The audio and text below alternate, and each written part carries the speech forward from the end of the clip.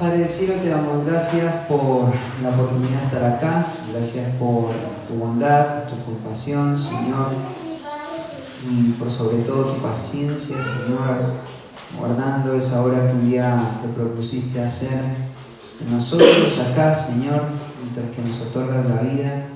Gracias, Padre, porque podemos disfrutar de todos los beneficios en Cristo, todas las bendiciones en los lugares celestiales, Señor. Gracias por esto, Señor, y en esta mañana reconociendo que todo lo que tenemos es por gracia y solamente por ella, es que venimos delante de ti, Señor, a pedirte que tú hables a nuestras vidas, hables a nuestros corazones y nos enseñes, Padre, por medio de tu palabra, corrijas lo deficiente, moldees nuestra conciencia, nuestra mente, nuestro entendimiento, Señor, por medio de tu palabra, para poder accionar en obediencia, para poder, Señor, atesorarte y, Señor, tener afectos correctos hacia ti, hacia tu obra, hacia el mundo que se pierde, Señor. Transforma nuestras vidas, transforma nuestros corazones y, Señor, que tu palabra haga esa obra,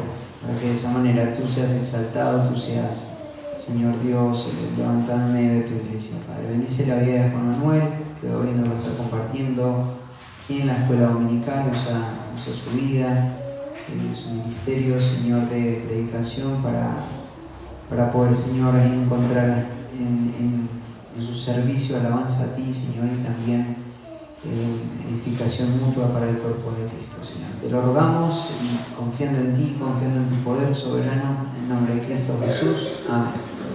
Bueno, Juan va a pasar acá adelante, estamos re contentos. Ahora Juan no es de nosotros, es para nosotros solo y no lo compartimos. Así que una bendición que puedas compartir esta mañana con nosotros. Buen día, hermanos, ¿cómo están? Bueno, una bendición compartir con ustedes durante este tiempo. Me hubiese gustado compartir más tiempo informal también con cada uno de ustedes. Acostumbro a hacer eso. Pero bueno, fue una agenda cargada y llegamos todos cansados.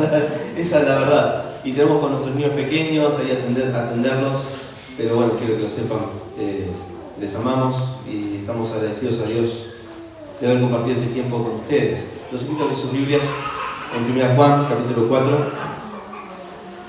1 Juan, capítulo 4, vamos a estar estudiando allí la palabra de Dios. Vamos a estar viendo desde el versículo 1 al versículo 6. Y esencialmente lo que vamos a estar viendo es cómo distinguir entre el verdadero obrar del Espíritu Santo y su falsificación. Y eso es realmente importante porque, claro, estamos en medio de gran confusión teológica. Hay demasiadas iglesias que se abren, que dicen predicar la verdad, y hay como una especie de confusión en el mundo evangélico. Pero también dentro de lo que es sana doctrina, a veces simplemente el hecho de estar abrazando la sana doctrina, a veces pretendemos que simplemente el conocer, afirmar ciertas cosas es suficiente para decir que está Dios obrando en medio nuestro. Pero sabemos que la obra del Espíritu Santo es una obra interna que tiene que ver con el corazón, con un corazón transformado. Y esto es importante poder entenderlo, porque Satanás es un excelente falsificador. Y para introducir el error siempre falsifica la verdad. Y este pasaje es una gran advertencia para todo creyente, pero a la vez es un gran consuelo. Vamos a leer entonces 1 Juan, capítulo 4, versículo 1. Dice: amados, no creáis a todo espíritu, sino probad los espíritus si son de Dios, porque muchos falsos profetas han salido del mundo. Versículo 2. En esto conoced el Espíritu de Dios. Todo espíritu que confiesa que Jesucristo ha venido en carne es de Dios. Y todo espíritu que no confiesa que Jesucristo ha venido en carne no es de Dios. Y este es el espíritu del anticristo, el cual vosotros habéis oído que viene y que ahora ya está en el mundo.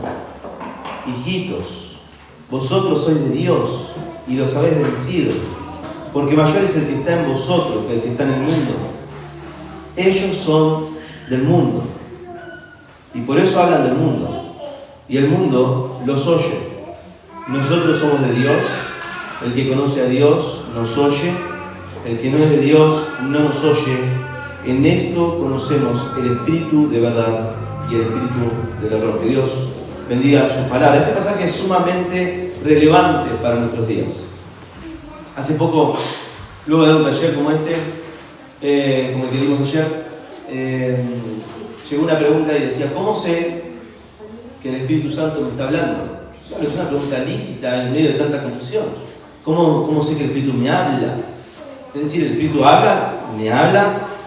En el contexto en que vivimos, muchos están enseñando y dicen: Señor, Señor, profetizan en su nombre, echan fuera demonios, hacen grandes milagros, pero el Señor simplemente no los conoce. No es el Espíritu Santo el que está impulsando estos movimientos, empoderando tampoco detrás de estos profetas. Entonces es una pregunta lícita: ¿cómo puedo saber qué es origen de Dios y qué no es origen de Dios? ¿Qué es lo que debo creer? ¿Acaso hay algo que me estoy perdiendo de todo lo que es el mover de Dios por medio de su palabra?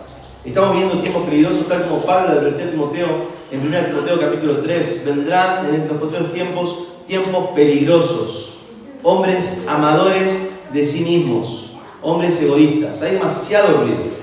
Entonces surge la pregunta: ¿cómo puedo identificar el verdadero obrar de Dios? Muchos genuinamente están queriendo escuchar la voz de Dios, ver el obrar de Dios, pero cuando se disponen a escuchar, entonces oyen todo tipo de murmullos. Voces que afirman que hablan por Él, que están diciendo la verdad, y entonces se preguntan: ¿a quién tengo que escuchar? Ahora, los tiempos de confusión no son nuevos, y tenemos que saberlo, tenemos que ser sensibles a eso. Los tiempos de confusión no son nuevos. 1 Juan, capítulo 4, versículos 1 al 6, lo que estamos considerando hoy, fue muy significativo en los tiempos del gran avivamiento en Estados Unidos, donde el gran referente fue Jonathan Edwards. Esto fue por el año 1700, precisamente en el año 1730, y ocurrieron varios procesos de avivamiento. Había varios predicadores, pero el gran referente que nosotros recordamos es Jonathan Edwards, un hombre fiel, un hombre precioso, amador de la palabra de Dios. Se dice que en este gran avivamiento las personas escuchaban la palabra de Dios y producía gran transformación. Cuando Jonathan Edwards predicó pecadores en manos de un Dios airado, las personas estaban escuchando y de repente caían de rodillas al suelo. Los gritos no dejaban continuar el mensaje. Las personas sentían que el suelo se abría y que pronto eran tragados por el infierno. Gritaban: ¿qué tengo que hacer para ser salvo? Y esto era una manifestación de lo que estaba ocurriendo dentro de ellos, pero había una manifestación externa de todo esto. No lo podían dejar a Jonathan Edwards terminar. Déjeme aclarar, es un paréntesis: Jonathan Edwards no preparaba todo el escenario para que esto ocurriera, nunca bajó las luces, nunca puso música de fondo para emocionar. De hecho, su predicación se dice que era muy sencilla, tenía un tono bastante monótono en su predicación y tenía el formato de predicación de los puritanos, donde él simplemente explicaba exegéticamente un pasaje, trataba de no aplicar hasta el final del mensaje, no sin haber explicado el texto en su contexto y en su significado a los destinatarios originales, y recién ahí aplicaba el texto. Pero predicando este pasaje, Dios estaba obrando, Dios estaba moviendo los corazones.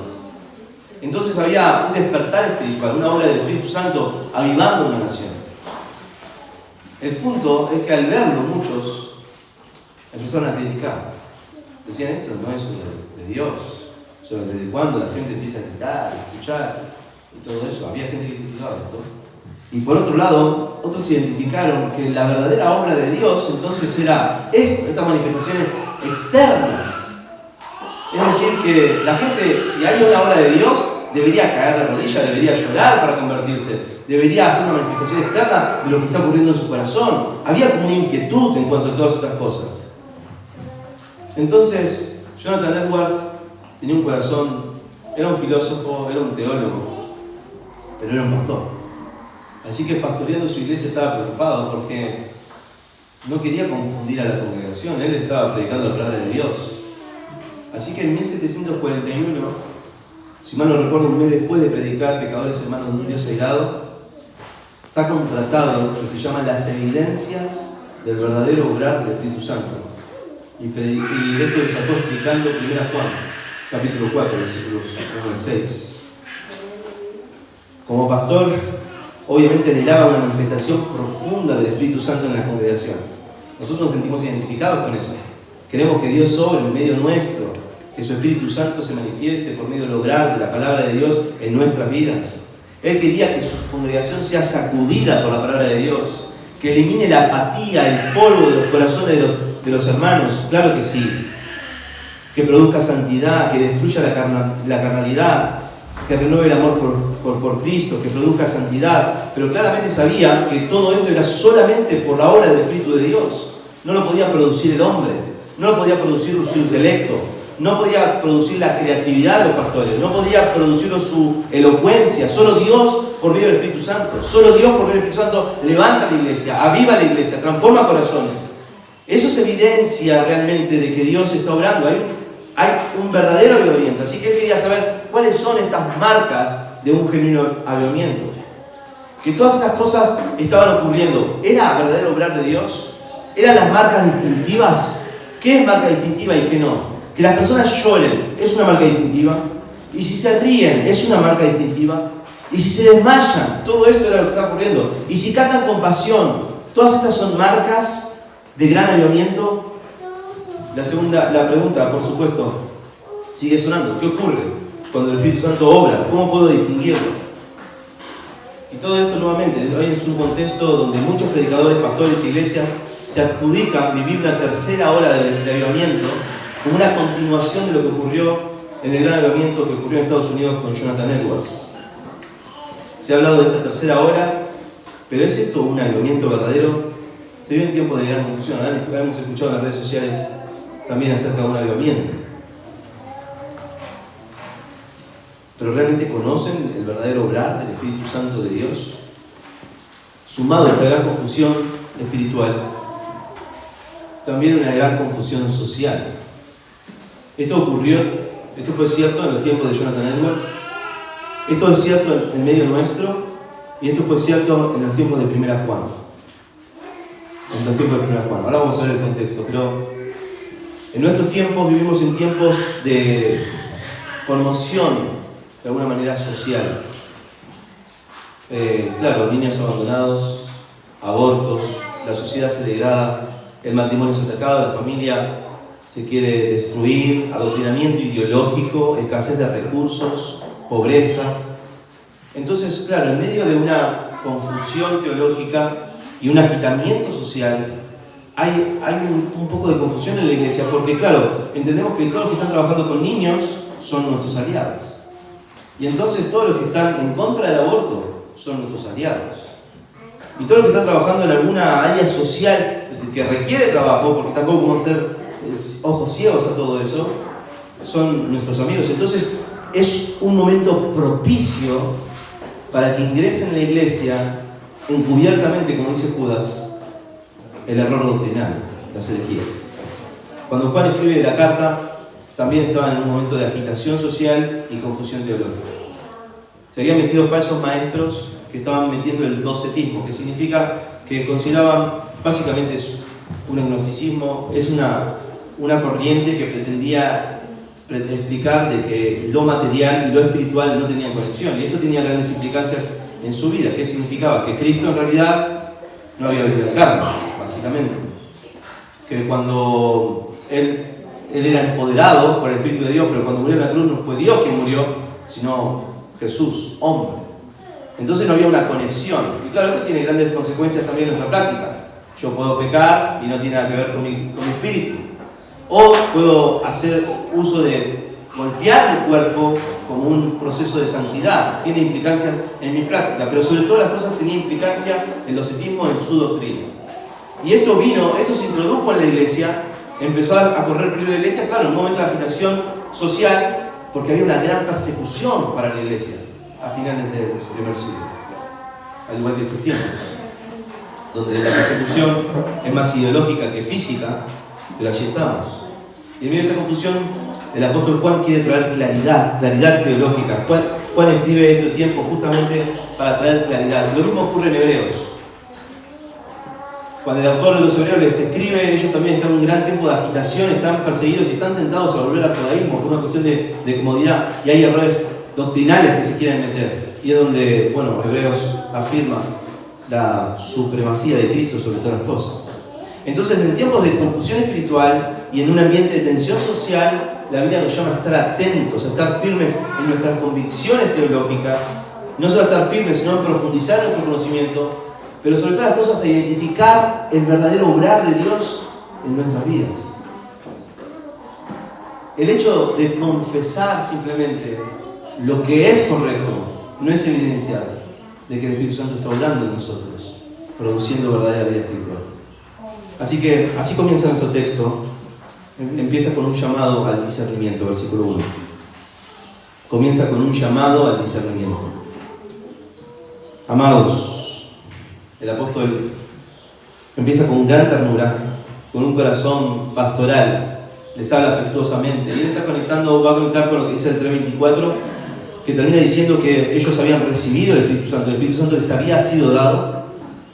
No creáis a todo espíritu. Se les ha dado el Espíritu Santo, pero no creáis a todo espíritu, sino probad los espíritus si son de Dios. Así que les da una exhortación, hablándole con ternura a sus discípulos, a la iglesia.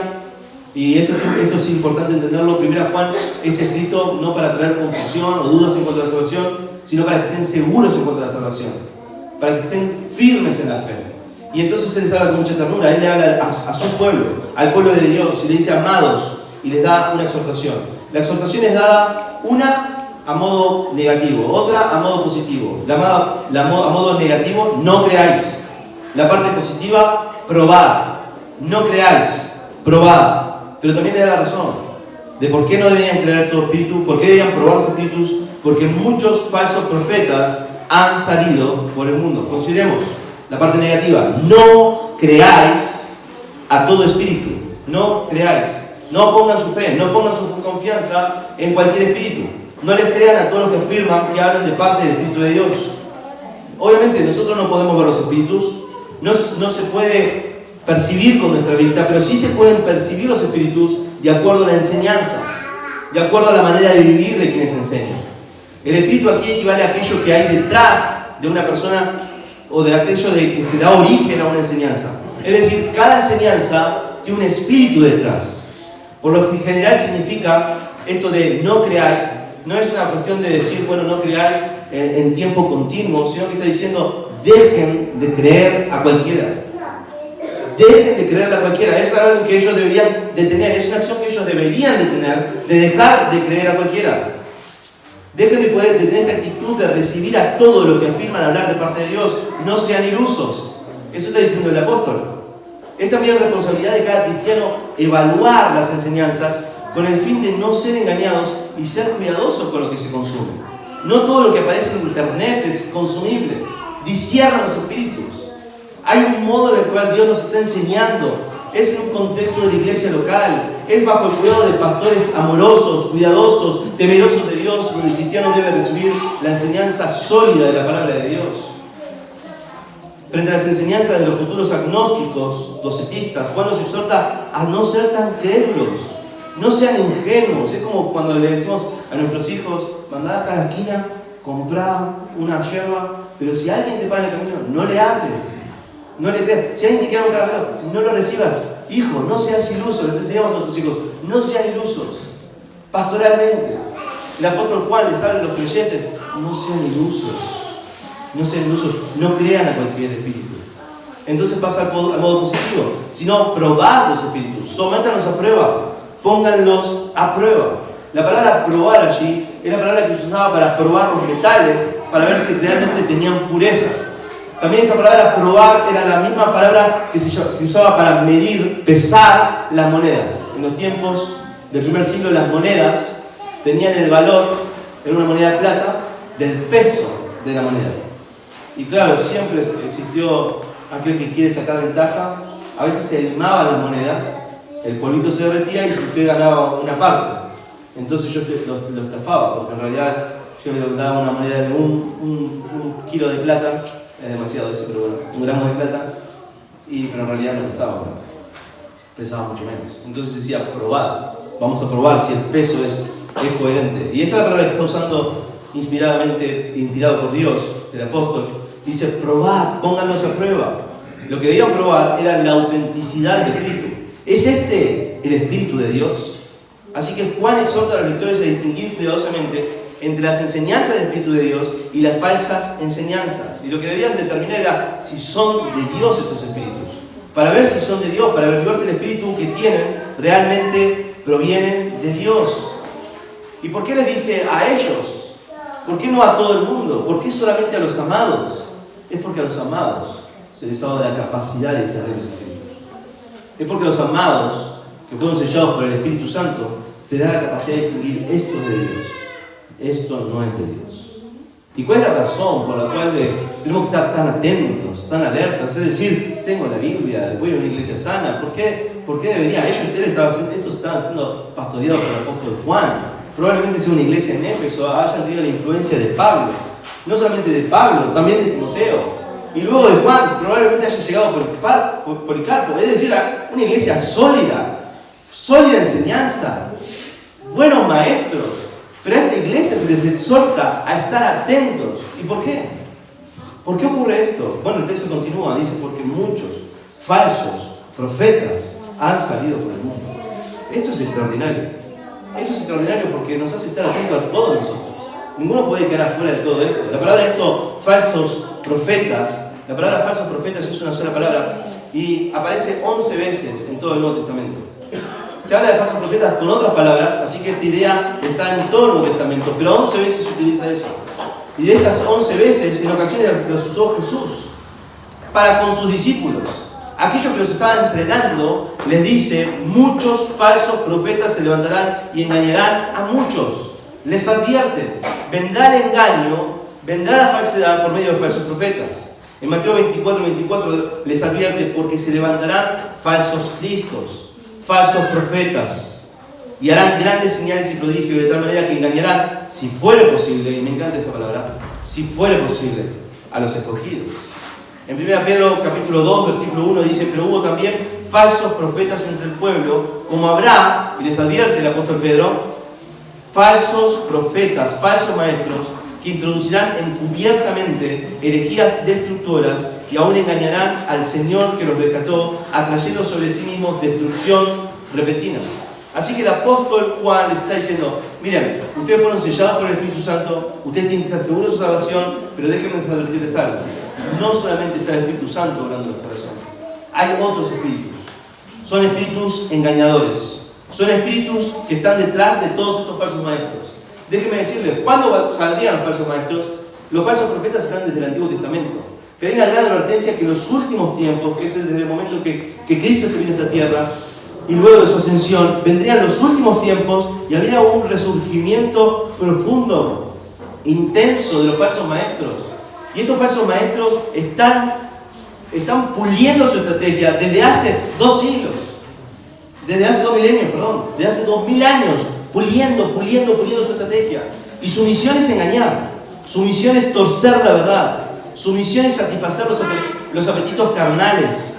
Dicen que hablan de parte de Dios, dicen que hablan de la Biblia, pero son fraudulentos. Quieren infiltrar el mundo en la iglesia. Y estos ya están dispersos por todo el mundo. Están en la iglesia, pero también están en el mundo, están en el colegio, están en la universidad, están en nuestros televisores, están en los medios de comunicación, están en las redes sociales. Pero cuidado, usted no va simplemente a identificarlo fácilmente. Eso está diciendo el apóstol.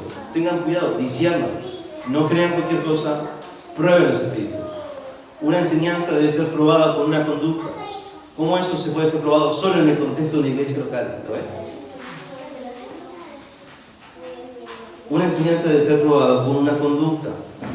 Ellos introducen, movidos por el espíritu que no es de Dios, herejías destructoras que se meten encubiertamente en la iglesia, sigilosamente.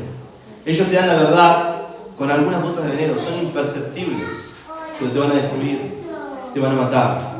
Ellos te mienten, pero disfrazan la mentira de verdad. Ellos engañan por medio de sus habilidades, son falsos maestros, falsifican la verdad. Jonathan Edwards, en este contexto, dice lo siguiente: el diablo puede imitar todas las obras de salvación y los dones del Espíritu de Dios. Entonces, ¿cuál es el propósito?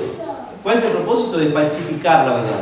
Es atacar y menoscabar la palabra de Dios, confundir la verdad de Dios Porque la palabra de Dios, la verdad de Dios es la única que transforma vidas. La única que transforma vidas, la que hace nueva a una persona, la que convierte a un idólatra en un adorador del Dios vivo y verdadero. Así que Jesús les advirtió: guardaos de los falsos profetas que vienen a vosotros con vestido de oveja, pero dentro son lobos rapaces.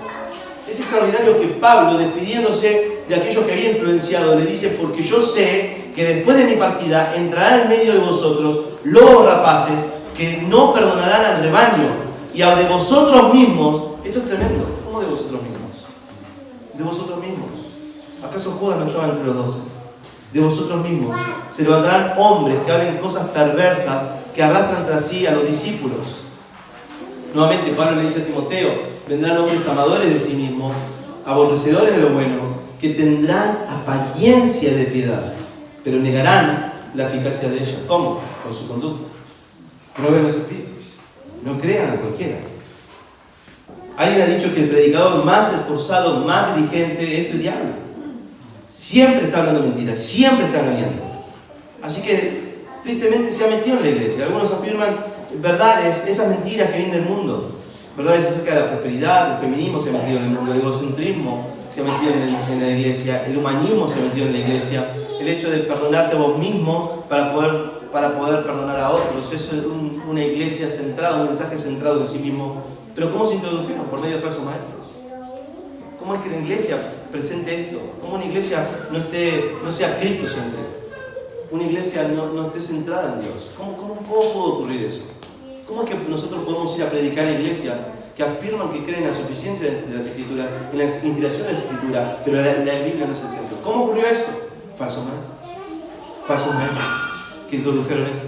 Así que una vez presentado el panorama, que parece aterrador de alguna manera, acerca de esta falsificación, entonces lo que sigue es lo que Juan le dice para ayudarlos a distinguir entre el verdadero obra del Espíritu Santo y la falsificación. Y me encanta esto porque apunta directamente a mi corazón. Yo quiero el obra del Espíritu Santo. De hecho, tengo la convicción de la obra del Espíritu Santo. Así que en este proceso de identificación voy a buscar que el Espíritu Santo obre en mí para guiarme a estas marcas genuinas de la obra del Espíritu Santo en mí. Así que les dice: en esto conocer, ya no es exhortación, es una indicación, es un indicativo, les está indicando la manera en que ellos van a poder distinguir el verdadero obrar del Espíritu Santo. En esto conocer, en esto pueden discernir, de esta manera ustedes van a poder saber el Espíritu de Dios. ¿O quién tiene el Espíritu de Dios? ¿O cuál es el obrar del Espíritu de Dios? En primer lugar, el Espíritu de Dios, versículos 2 y 3, nos guía a conocer y amar al verdadero Jesucristo.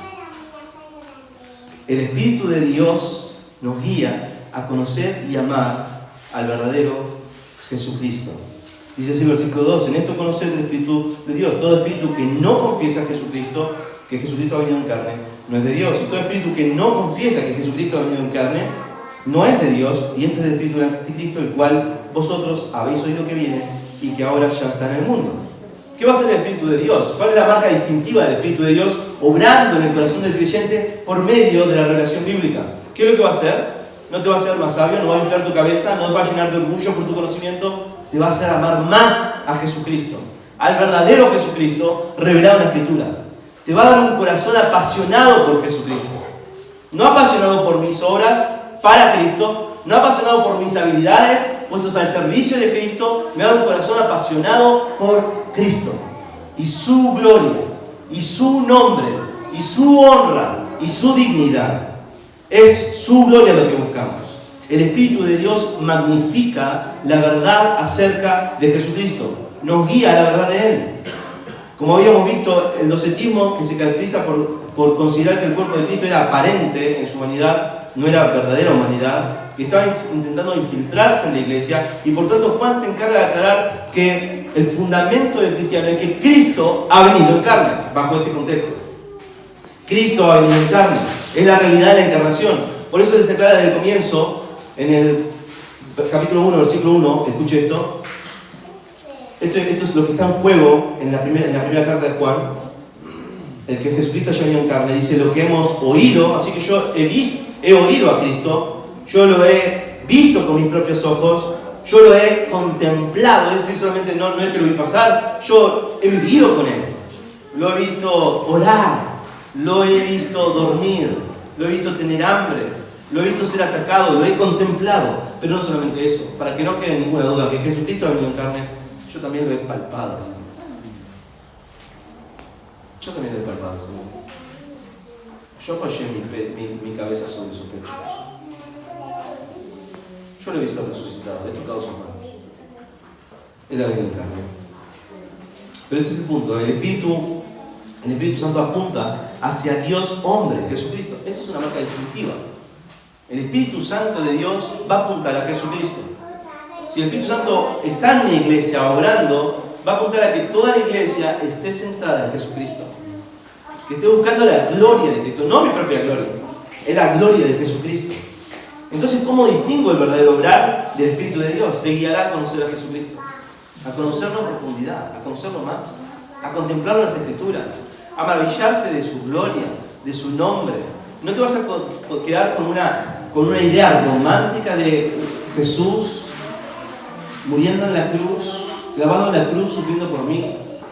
Eso es súper valioso, claro que sí. Yo te agradezco por su muerte en la cruz, pero Él resucitó. Él está vivo. Él es glorificado. Él es Rey de Reyes. Él es Señor de Señores. Pero Él es el Rey de mi vida. Él es el Señor de mi vida. Es el dueño de mis anhelos. Es el dueño de mis acciones. Es el dueño de mi tiempo. Es el dueño de mis bienes. Es el anhelo de mi corazón para mis hijos, para mi familia, para mi iglesia. Él es el centro de mi vida. Eso es lo que va a hacer el Espíritu Santo. El Espíritu Santo no va a llenar de orgullo por mi conocimiento, me va a humillar y me va a hacer exaltar el nombre del Señor Jesucristo. Eso es lo que dice Juan 15:26, pero cuando venga el Consolador, a quien yo enviaré del Padre, el Espíritu de verdad, el cual procede del Padre, Él dará testimonio, ¿qué? Acerca de mí. Acerca de mí. Esa es la obra del Espíritu Santo. El Espíritu Santo va a apuntar a Cristo. Te revelará quién es Jesucristo. Pero sobre todas las cosas te hará amar al verdadero Jesucristo, revelado en las Escrituras. De hecho, nadie puede llamar a Jesús Señor sino por el Espíritu Santo. Eso dice 1 Corintios 12:3.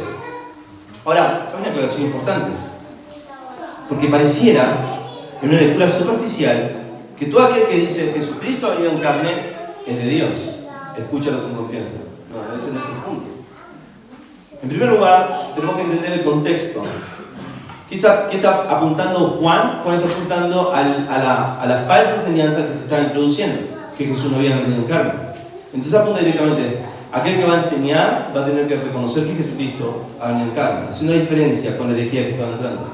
Pero también es importante que confesar, como decía ayer Felipe, confesar tiene una conexión que no es simplemente decir con palabras, no es simplemente confesar, es meramente afirmar o también decir. No, de hecho Jesús protestó con aquellos que solamente afirmaban Señor, Señor, pero no hacían lo que Él les mandaba. Así que el mero confesar, claro que no es la verdadera obra del Espíritu Santo.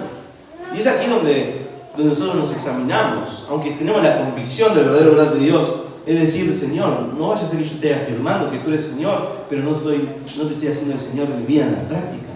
No quiero que decir que tú eres el Rey, pero yo soy el Rey de mi vida.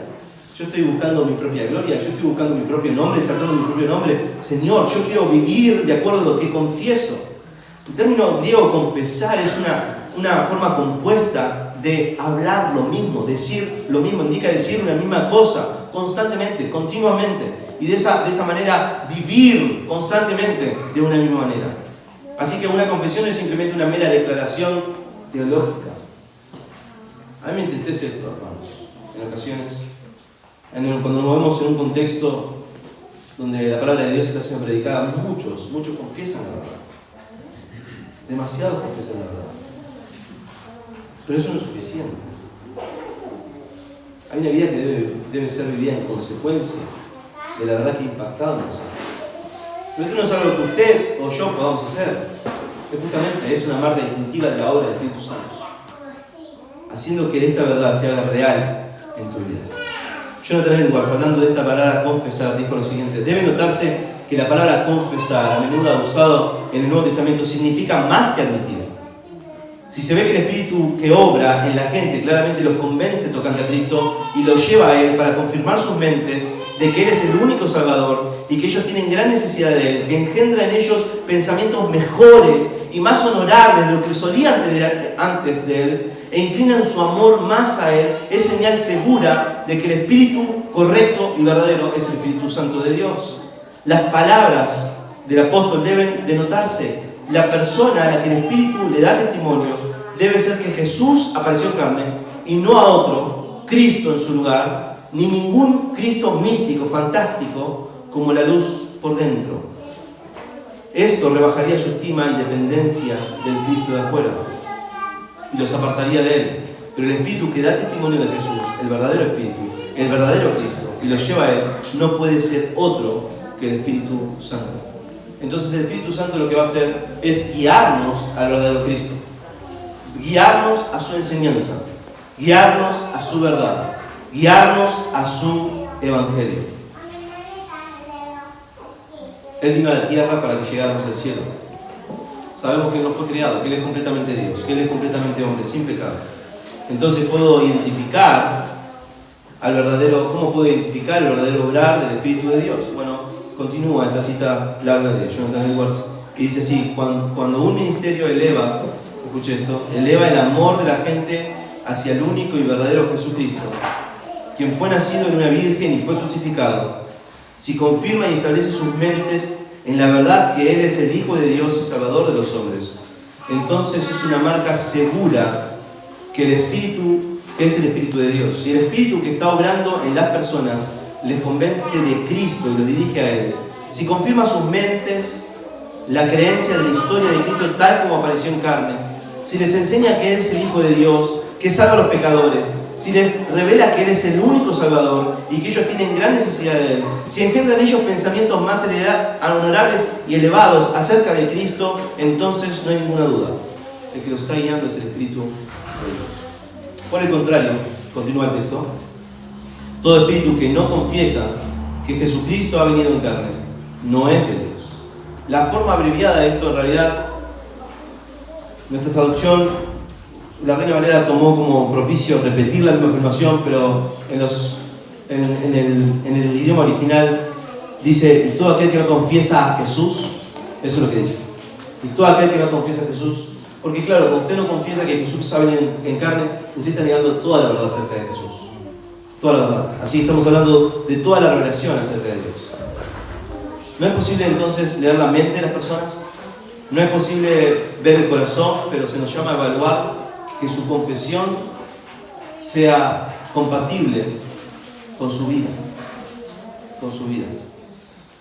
No interesaba si habla bonito, no interesa si la iglesia está llena, no interesa si es carismático, no interesa sus títulos académicos, no interesan las grandes señales que pueda hacer, no interesa si le sigue mucha gente, no. Lo que importa es su doctrina, que esté avalada por una vida, que ame a Cristo y que exalte el nombre de Cristo. Porque si te equivocas acerca de Cristo, te equivocas acerca de todo. Y dice, y aclara, dice que el que niega que Jesús es el Señor o que no confiesa a Jesús, ese es el espíritu del anticristo, el cual vosotros habéis oído que viene y que ya está en el mundo. Anticristo es usado generalmente para hablar a alguien que va a ocupar el lugar de Cristo, pero en estas situaciones está usado para hablar de alguien que habla en oposición a Cristo, y este es el caso. Así que, en conclusión del primer punto, si te guía a conocer y amar más a Jesucristo, el Jesucristo revelado en las Escrituras, es el Espíritu de Dios. Si exalta al Hijo y humilla al hombre, es el Espíritu de Dios. Y eso es lo que yo debo procurar cada vez que me acerco a la Escritura. Eso es lo que yo debo de procurar cada vez que me expongo a la palabra de Dios con mis hermanos en la iglesia. En segundo lugar, el Espíritu de Dios, la marca distintiva es que nos va a guiar a la santidad.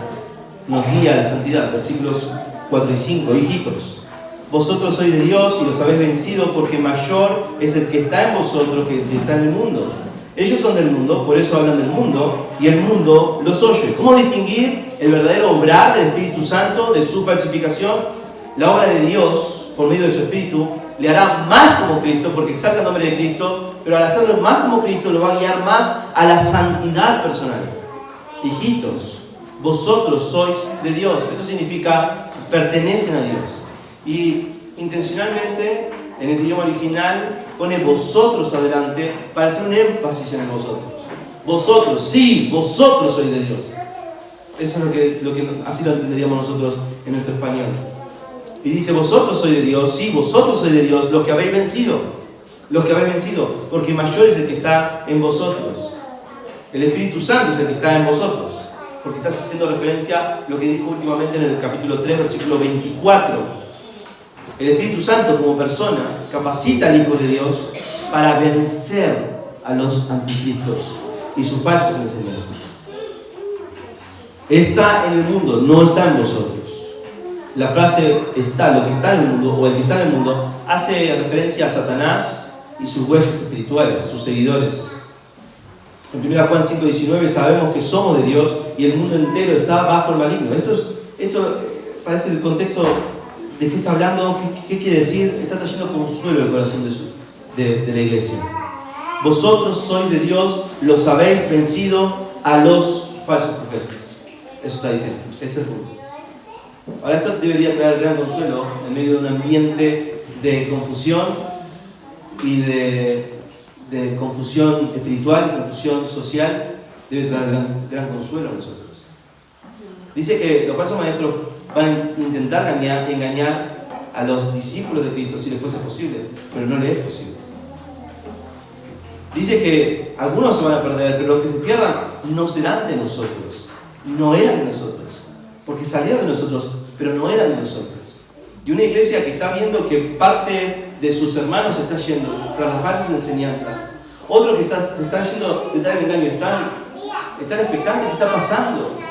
Y el apóstol Juan está guiado por el Santo Espíritu de Dios, está consolando sus corazones, los consuela. Ustedes van a vencer. Parece que la familia se destruye, sí, es verdad, parece. Pero tranquilo, esto es el diseño de Dios. Parece que el matrimonio está disminuyendo, pero ahí está Dios sosteniendo su diseño. La predicación bíblica parece que está en un proceso de extinción, pero yo sostengo mi iglesia.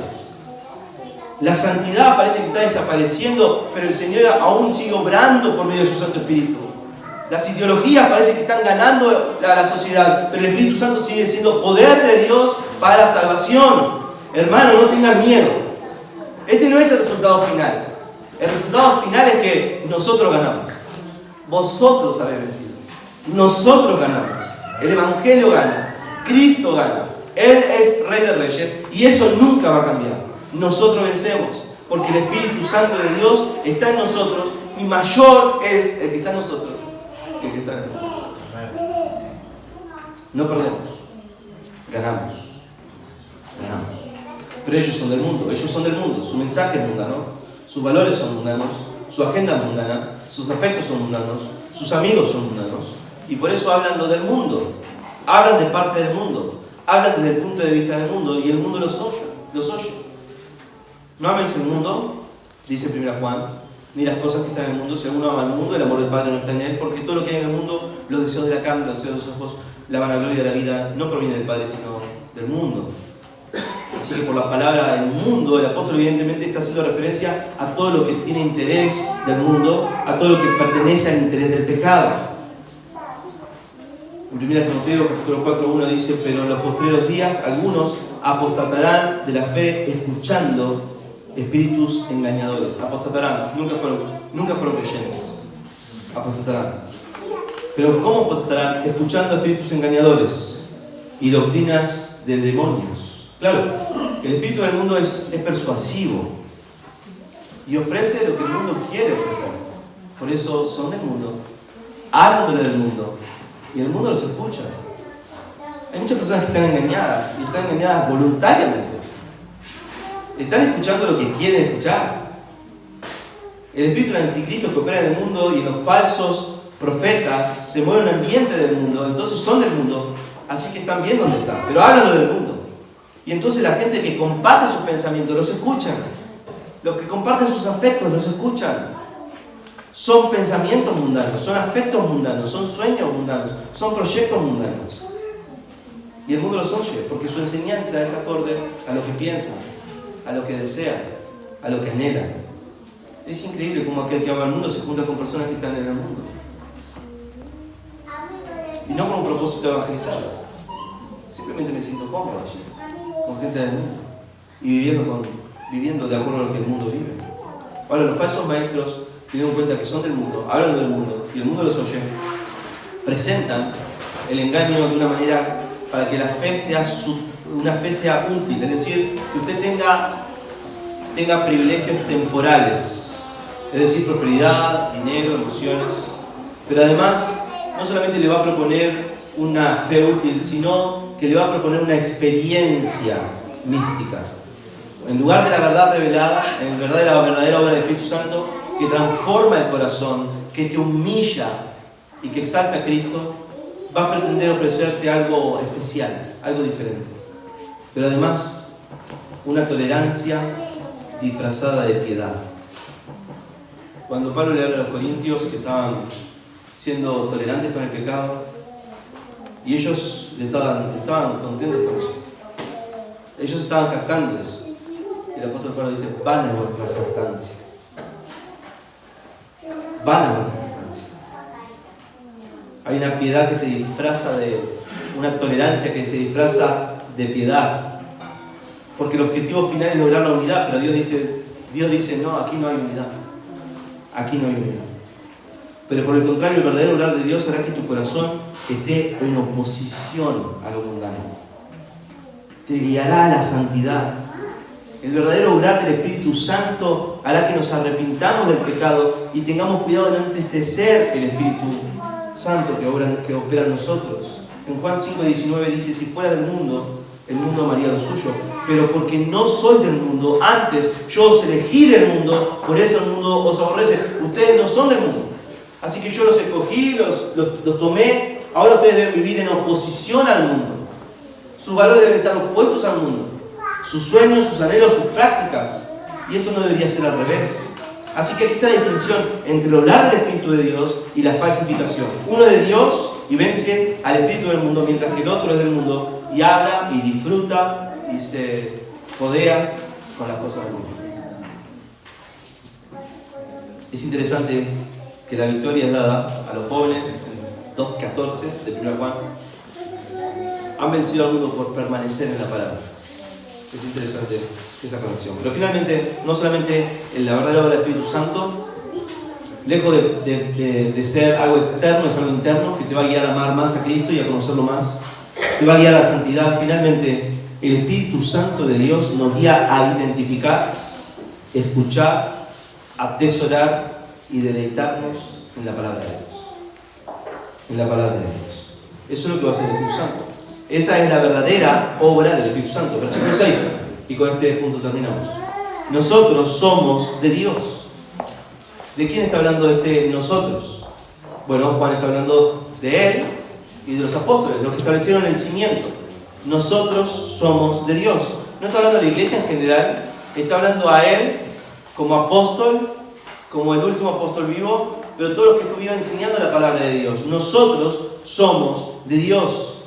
De esto estuvo hablando durante toda la carta, lo que habéis oído desde el principio. Eso está hablando de las bases que se establecieron aquellos que recibieron la enseñanza del Señor Jesucristo. Nosotros somos de Dios. Nosotros somos de Dios. Mientras que ellos son del mundo, mientras que su mensaje es mundano, sus valores son mundanos, su agenda es mundana, sus afectos son mundanos, sus amigos son mundanos, nosotros somos de Dios, dice Juan.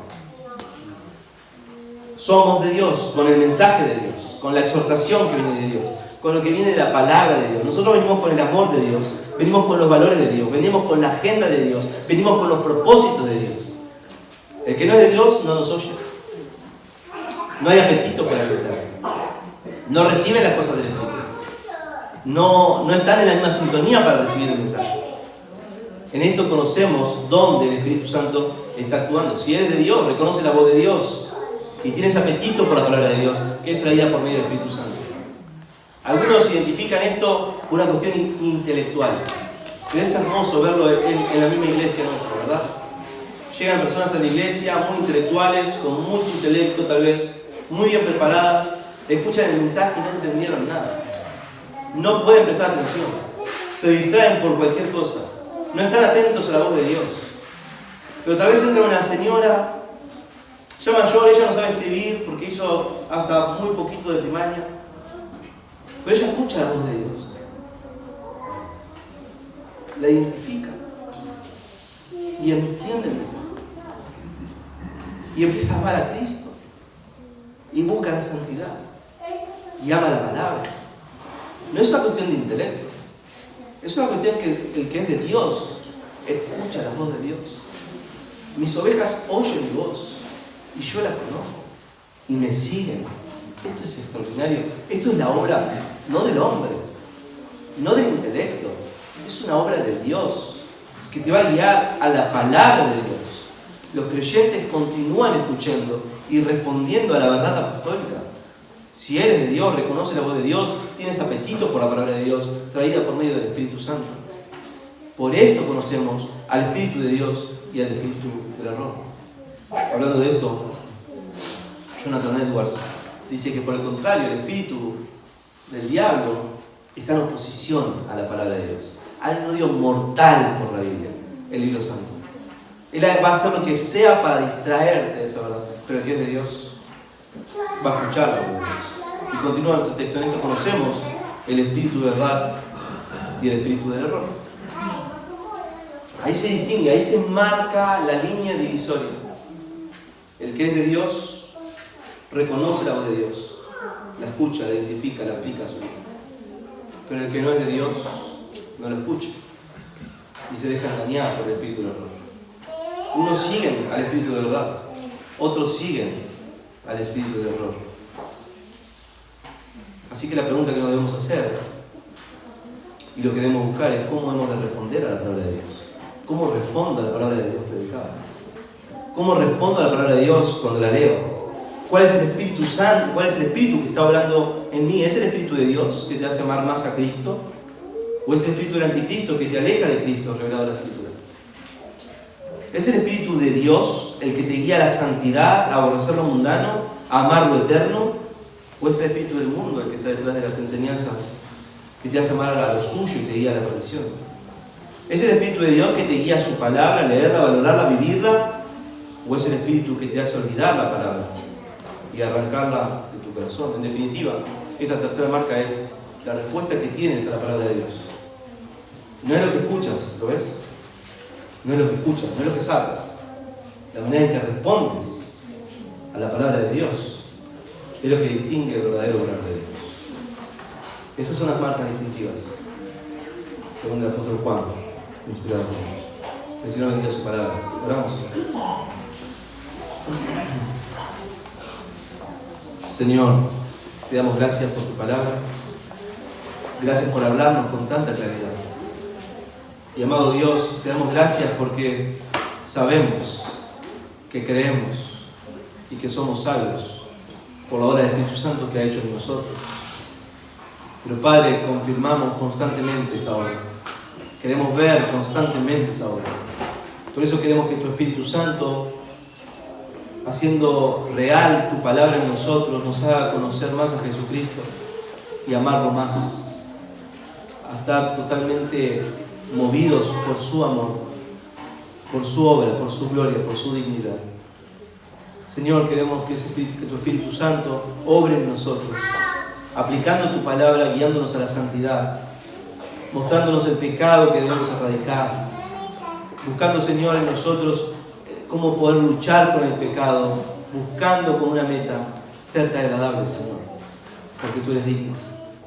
Queremos que tu Espíritu Santo nos guíe a tu palabra, pero también nos dé la capacidad de responder en obediencia a tu palabra, porque somos tuyos, porque escuchamos a los tuyos, porque escuchamos tu palabra.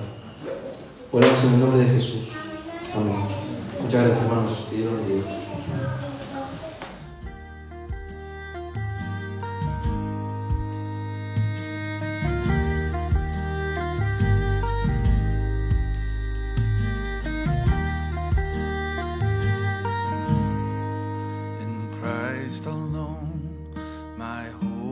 Found. He is my light, my strength.